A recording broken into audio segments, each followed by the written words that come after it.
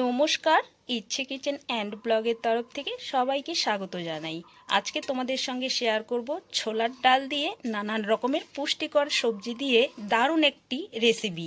সম্পূর্ণ রেসিপিটাই কিন্তু নিরামিষ। প্রথম থেকে শেষ পর্যন্ত ভিডিওটার সঙ্গে থাকো, আশা করি তোমাদের খুব ভালো লাগবে।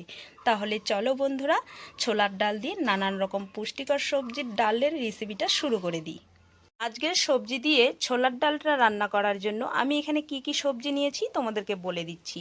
পটল, মিষ্টি কুমড়ো, ঝিঙে, গাজর, এখানে কয়েকটা কাঁচা লঙ্কা আমি নিয়েছি, চিড়ে নিয়েছি, আর এখানে নিয়েছি রাঙা আলু, আর কয়েকটা নিয়েছি বটবটি। আজকের ছোলার ডালটা করার জন্য আমি এই সব সবজি নিয়েছি। তোমাদের যদি এই সবজির মধ্যে কোনো সবজি পছন্দ না হয়, তাহলে তোমরা কিন্তু তোমাদের নিজেদের পছন্দ মতো সবজিগুলোকে নিয়ে নিতে পারো। এইখানে আমি ছোলার ডাল আর মুসুরির ডাল, ছোলার ডালটা নিয়ে নিয়েছি চা খাওয়ার যে ছোট কাপ থেকে, সেই কাপ দিয়ে কিন্তু 1.5 কাপের মতো ছোলার ডাল নিয়েছি, আর 1/2 কাপের মতো মুসুরির ডাল নিয়েছি। এই দুটো ডাল মিলিয়ে খুব ভালো করে ধুয়ে আমি কিন্তু আগের থেকে ভিজিয়ে রেখেছিলাম, জল থেকে ঝরিয়ে নিয়েছি ডালটাকে। গ্যাসে কড়াই বসিয়ে দিয়ে ডালের জন্য পরিমাণ মতো কড়াইয়ে জল দিয়ে জলটা খুব ভালো করে ফুটছে। এই সময় আমি ধুয়ে রাখা জল ঝরিয়ে নেওয়া ডালগুলোকে দিয়ে দেবো। এবার ডালটাকে হালকা সেদ্ধ করে নিয়ে তারপরেই সবজিগুলো দেব।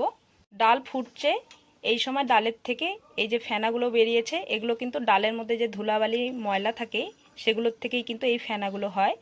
এই ফেনাগুলো এবার তুলে ফেলে দেব, আর অবশ্যই কিন্তু ফেনাগুলো ফেলে দিতে হবে। এই যে দেখো, ফেনাগুলো ফেলে দেব।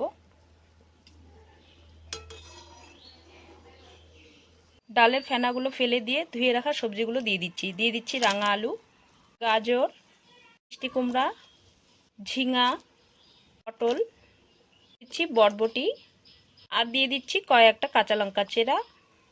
এবার সবজির সঙ্গে ডাল খুব ভালো করে সেদ্ধ করে নেব। সবজিগুলোকে দিয়ে ডালের সঙ্গে খুব ভালো করে সেদ্ধ করে নিয়েছি।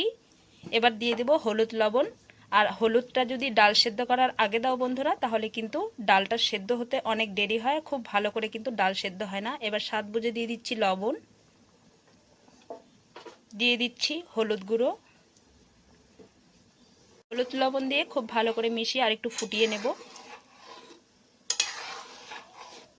ডাল আর সবজি খুব ভালো করে সেদ্ধ করে নিয়েছি, তোমাদের দেখিয়ে দিচ্ছি।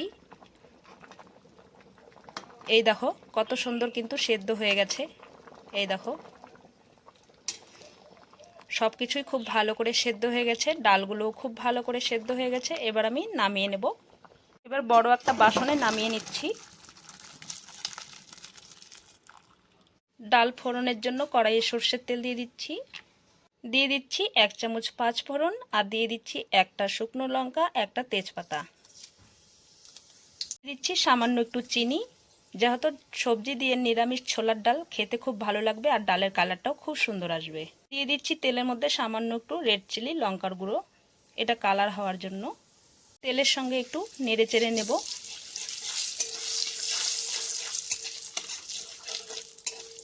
দিয়ে দিচ্ছি 1 চামচ আদা বাটা। আদা বাটাটাকেও তেলের সঙ্গে নেড়ে চেড়ে একটু ভাজা ভাজা করে নেব। নেড়ে চেড়ে ভালো করে তেলের সঙ্গে আদা বাটাটাকে দিয়ে ভাজা ভাজা করে নিয়েছি। দিয়ে দিচ্ছি সেদ্ধ করে রাখা ডাল আর সবজি।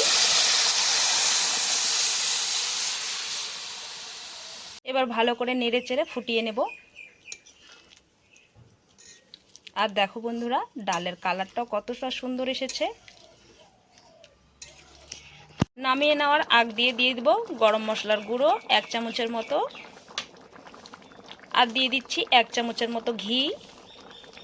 এবার ভালো করে নেড়ে চেড়ে নামিয়ে নেব। এবার নামিয়ে নিচ্ছি বড় একটা পাত্রে।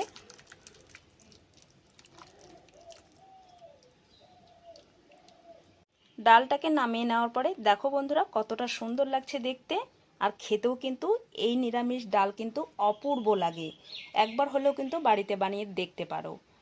তো বন্ধুরা, আজকে নিরামিষ ছোলার ডালের রেসিপি তোমাদের কেমন লেগেছে কমেন্ট বক্সে জানাতে একেবারেই ভুলবে না। ভালো লেগে থাকলে লাইক কমেন্ট শেয়ার করে দিবে। চ্যানেলটিতে নতুন হয়ে থাকলে অবশ্যই সাবস্ক্রাইব করে আমার পাশে থাকবে। আজকের মতো ভিডিওটা এখানেই শেষ করছি, আবার দেখা হচ্ছে নতুন রেসিপির সঙ্গে। তোমরা ভালো থেকো, সুস্থ থেকো।